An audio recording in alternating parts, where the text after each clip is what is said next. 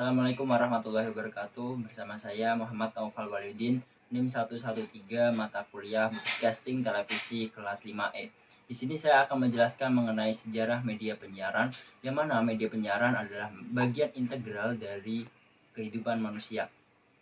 Di mana sih sejarah dari media penyiaran sendiri? Pada abad 15 muncullah mesin cetak, yang mana itu memunculkan media-media cetak seperti majalah, koran, dan lain-lain.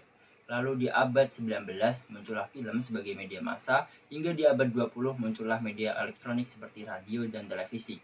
Lalu awal mulanya yaitu pada tahun 1906 hingga 1920 muncullah alat untuk merekam audio, yang mana akan memunculkan stasiun radio.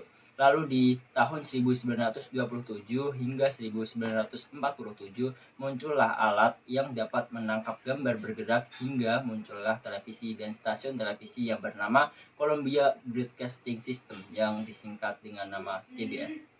Lalu sejarah televisi bermula pada tahun 1926, yang mana Johann Lagerberg memunculkan televisi.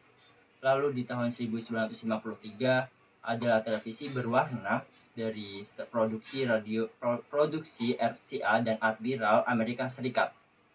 Lalu di tahun 1967 muncullah TV berwarna pertama di Inggris.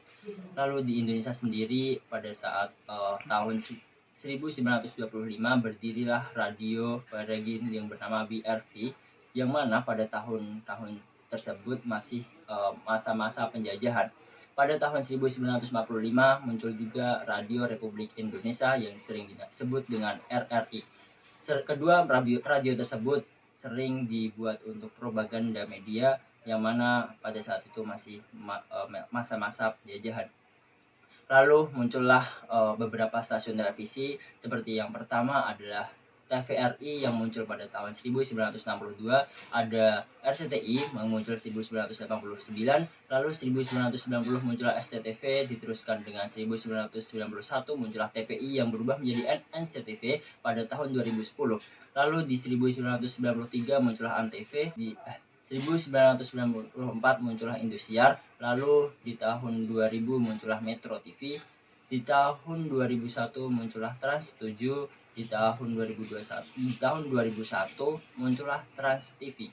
Lalu Global TV ikut hadir pada tahun 2002 hingga pada TV One pada 2002. Itulah sejarah media penyiaran dunia hingga media penyiaran di Indonesia.